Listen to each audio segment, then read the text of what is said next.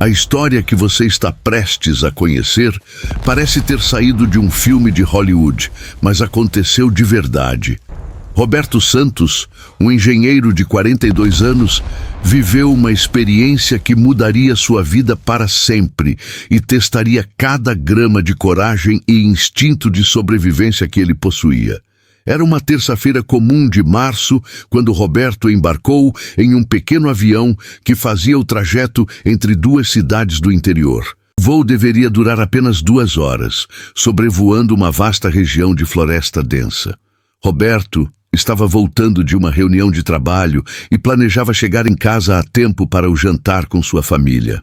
O avião carregava apenas 6 passageiros além da tripulação.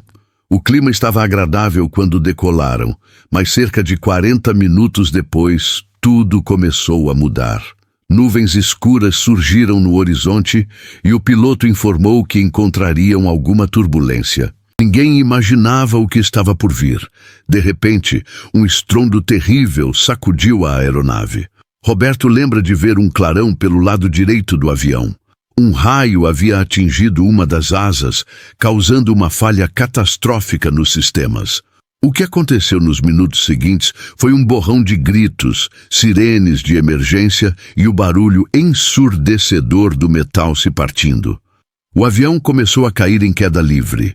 Roberto se agarrou ao assento com todas as suas forças enquanto objetos voavam pela cabine. Foi então que algo absolutamente impensável aconteceu. A parte traseira da fuselagem se rompeu completamente e Roberto foi sugado para fora da aeronave, junto com seu assento ainda preso ao cinto de segurança. Ele caía a mais de 3.000 metros de altura, girando no ar em meio aos destroços. O vento cortava seu rosto como lâminas de gelo. Roberto fechou os olhos, certo de que aqueles seriam seus últimos momentos de vida. Mas o destino tinha outros planos. Roberto caiu em uma área densamente arborizada da floresta. As árvores quebraram sua queda de forma progressiva. Galhos se partiram sob o impacto de seu corpo, cada um diminuindo um pouco a velocidade mortal da queda. Finalmente, ele aterrissou em uma área pantanosa coberta de vegetação espessa e lama, que serviu como um amortecedor natural. Quando Roberto recuperou a consciência, não sabia se estava morto ou vivo. Seu corpo inteiro doía e ele mal conseguia se mover. Tinha fraturas em 3 costelas, um braço quebrado, cortes profundos pelo corpo todo e uma concussão. Mas contra todas as probabilidades, estava vivo. Demorou alguns minutos para que ele processasse o que havia acontecido. Olhou ao redor e viu apenas árvores infinitas em todas as direções. O silêncio era absoluto, interrompido apenas pelo som de pássaros e insetos. Não havia sinal de civilização. Roberto estava completamente perdido no meio da selva. A primeira reação de Roberto foi de pânico absoluto. Ele gritou por ajuda até sua voz falhar, mas ninguém respondeu. Suas mãos tremiam incontrolavelmente e ele sentia náuseas da concussão. Foi quando percebeu que precisava se acalmar se quisesse ter alguma chance de sobreviver. Roberto lembrou de um documentário que havia assistido sobre sobrevivência em áreas selvagens. A regra principal era: não entre em pânico. Ele respirou fundo várias vezes, tentando controlar o medo que ameaçava paralisá-lo. Precisava pensar com clareza. Fez um inventário rápido do que tinha consigo. Sua carteira, um telefone celular completamente destruído e sem sinal, as roupas que vestia, um relógio de pulso e, por sorte, uma garrafa de água pela metade que estava em seu bolso lateral. Não era muito, mas teria que servir. A primeira prioridade era encontrar abrigo. O sol já começava a se pôr. E Roberto sabia que passar a primeira noite exposto na floresta seria extremamente perigoso. Com o braço quebrado pendurado junto ao corpo e cada movimento causando dor excruciante, ele começou a procurar um local seguro. Encontrou uma depressão natural entre 2 árvores enormes, parcialmente coberta por raízes expostas que formavam uma espécie de teto. Usando galhos e folhas grandes, Roberto improvisou um abrigo básico. Não era confortável, mas o protegeria da chuva e de alguns animais. Aquela primeira noite foi a mais longa de sua vida. Cada som da floresta o fazia pular de susto. Rugidos distantes, movimentos na vegetação, o vento fazendo as árvores rangeram. Roberto mal dormiu, mantendo-se alerta e com um galho grosso ao lado como proteção. Quando o sol nasceu, Roberto tomou uma decisão crucial. Precisava se mover. Esperou por socorro seria inútil, pois não fazia ideia se alguém sabia onde ele estava ou se havia outros sobreviventes. Lembrou que o piloto havia mencionado que sobrevoariam um rio antes de chegarem ao destino.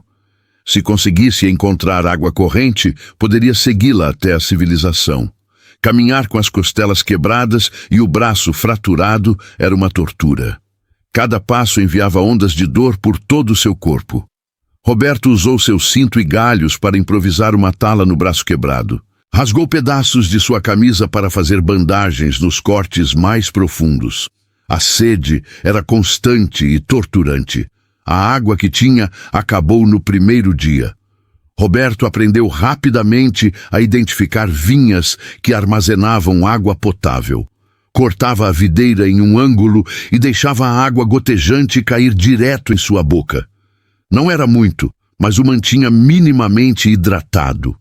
No terceiro dia, Roberto teve seu primeiro encontro verdadeiramente aterrorizante. Estava descansando perto de uma árvore quando ouviu um rosnado baixo. Virou-se lentamente e viu uma onça pintada a menos de 20 metros de distância. O animal o observava com olhos dourados e calculistas. Roberto congelou. Sabia que correr seria fatal. Lentamente, começou a se levantar, fazendo-se parecer maior do que era. Começou a gritar e bater em uma árvore com um galho, fazendo o máximo de barulho possível. Após o que pareceram horas, mas foram apenas segundos, a onça decidiu que aquela presa barulhenta não valia o esforço e desapareceu na mata. Além dos animais perigosos, havia outros desafios constantes. Insetos vorazes o atacavam sem parar, deixando seu corpo coberto de picadas inchadas. Ele passou por áreas de vegetação venenosa que causaram erupções dolorosas em sua pele. A febre da infecção em seus ferimentos ia e vinha, fazendo-o delirar em alguns momentos. No quinto dia, quando Roberto já começava a perder a esperança, ele ouviu. Era fraco e distante, mas inconfundível. O som de água corrente. Reunindo suas últimas forças, cambaleou em direção ao som. E lá estava, um rio. Não era grande, mas estava fluindo com força, o que significava que levaria a algum lugar. Roberto seguiu o rio por 2 dias inteiros. A água lhe dava força renovada. Pescou com as mãos algumas vezes, conseguindo pegar pequenos peixes que comeu crus. Cada pequena vitória reacendia sua vontade de sobreviver. Na manhã do 7º dia, Roberto ouviu vozes humanas. A princípio, pensou que estava alucinando novamente, mas então as vozes ficaram mais claras. Eram pescadores locais que conheciam bem a região. Quando o viram emergindo da mata, coberto de lama, sangue e ferimentos, quase não acreditaram que estivesse vivo. Os pescadores o levaram até a vila mais próxima, onde finalmente recebeu atendimento médico. As notícias do acidente haviam se espalhado e equipes de busca procuravam sobreviventes, mas a área de queda era tão vasta e inacessível que as chances pareciam mínimas. Roberto foi o único sobrevivente do acidente. Ele havia caminhado mais de 40 quilômetros pela selva com ossos quebrados e ferimentos graves. Os médicos disseram que foi um milagre ele ter sobrevivido não apenas à queda, mas também aos 7 dias sozinho na floresta. Hoje, anos depois do acidente, Roberto conta sua história não para se gabar, mas para inspirar outras pessoas. Ele diz que a experiência lhe ensinou lições valiosas sobre a vida. A principal delas, nunca subestime a força da vontade humana de sobreviver. Roberto também enfatiza a importância de manter a calma em situações de crise. Foi sua capacidade de controlar o pânico inicial que lhe permitiu pensar de forma racional e tomar decisões que salvaram sua vida. Cada escolha, desde construir um abrigo na primeira noite até seguir o rio, foi crucial para sua sobrevivência. Ele desenvolveu um respeito profundo pela natureza. A mesma floresta que quase o matou também lhe forneceu água, abrigo e, eventualmente, um caminho de volta para casa. Roberto aprendeu a ler os sinais da natureza, algo que ele diz que todas as pessoas deveriam saber pelo menos o básico. A história de Roberto se espalhou pelo país, transformando-o em um símbolo de resiliência e determinação. Ele agora dá palestras sobre sobrevivência e superação, ensinando técnicas básicas que podem salvar vidas. Criou uma fundação que treina pessoas em habilidades de sobrevivência em áreas selvagens. Mas talvez o impacto mais profundo da experiência tenha sido pessoal. Roberto diz que nunca mais vê a vida da mesma forma. Cada dia com sua família é um presente. Os problemas que antes pareciam imensos, agora são triviais, comparados ao que ele enfrentou naquela semana na selva. Ele carrega cicatrizes físicas e emocionais da experiência. Alguns dias são mais difíceis que outros, mas Roberto escolheu transformar o trauma em propósito, ajudando outros a se prepararem para o inesperado e nunca desistirem. Não importa quão impossível a situação pareça. A história de Roberto Santos é mais do que um relato de sobrevivência extrema. É um testemunho do espírito humano indomável, da capacidade de encontrar esperança mesmo nos momentos mais sombrios. Caindo de um avião a mais de 3.000 metros de altura, ferido gravemente e perdido em uma selva impiedosa, Roberto tinha todas as razões para desistir. Mas ele não desistiu. Sua jornada de 7 dias pela floresta amazônica é realmente de arrepiar, não apenas pelos perigos que enfrentou, mas pela coragem extraordinária que demonstrou a cada momento. Roberto provou que mesmo quando tudo parece perdido, a determinação humana pode superar obstáculos aparentemente intransponíveis.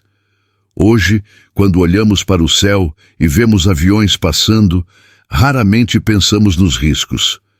A história de Roberto nos lembra da fragilidade da vida, mas também de sua incrível resistência. Ele não apenas sobreviveu ao impossível, ele prosperou após isso, transformando sua experiência mais aterrorizante em uma fonte de inspiração para milhares de pessoas ao redor do mundo.